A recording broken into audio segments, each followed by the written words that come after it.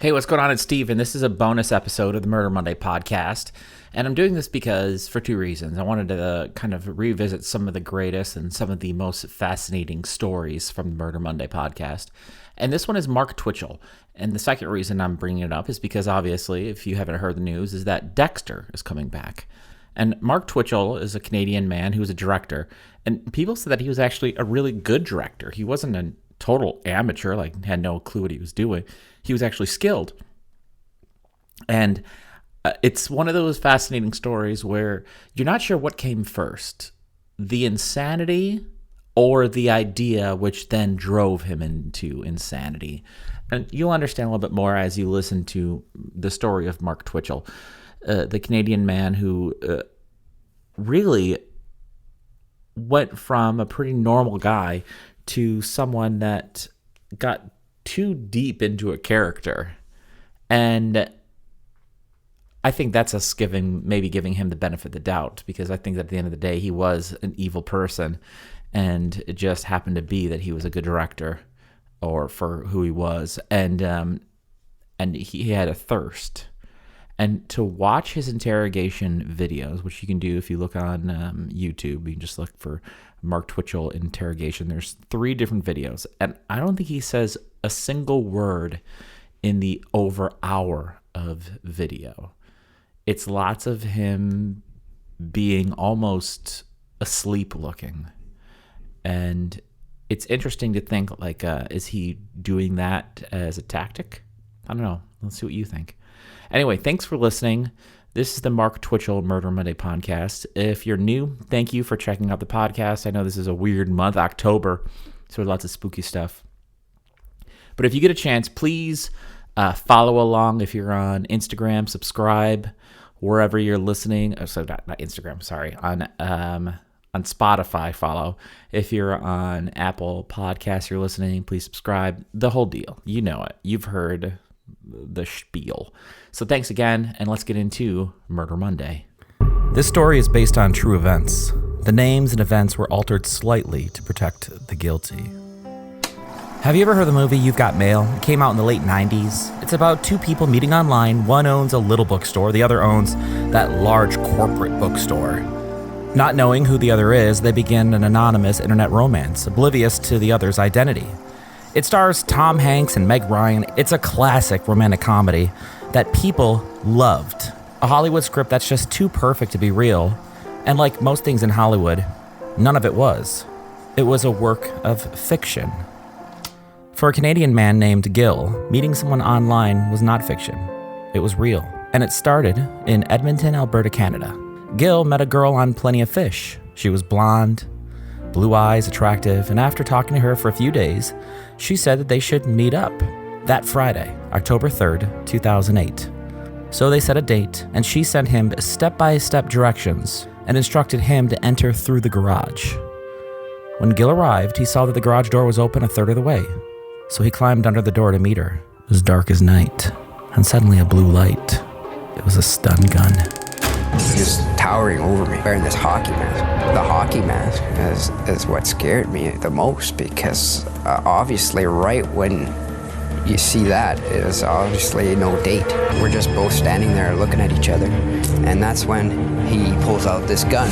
Gil was pushed to the ground. If I died right then and there, no one would know what happened to me. His eyes and wrists were duct taped, and at this point, it's either fight or die, and Gil decided that today wasn't the day to die. He was somehow able to get loose, peeled the duct tape off his mouth, and made that risky choice to lunge at the masked man and grab the gun. It was the greatest feeling I ever felt, because the gun was plastic.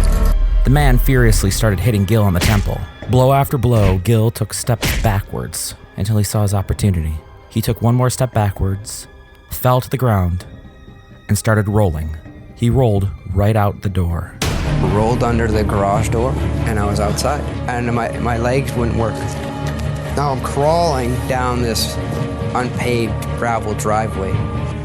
He comes out after me, and he grabs my legs, and he starts pulling me back to the garage. Gil's legs were exhausted from the struggle, and the pain of the stun gun, but he was still somehow able to get away. He ran into an alley, jumped into his car, and sped home, locking the door behind himself, deleting his profile. A few hours later, he received an anonymous email stating if he said a word, he would be dead. A week later, on Friday, October 10th, a computer expert named Johnny tells his friend about a date he had planned to go on with a girl he met online. He's supposed to meet her that night at 7 p.m. Johnny arrives a few minutes early and tells a friend via text that she wants him to walk in through the garage.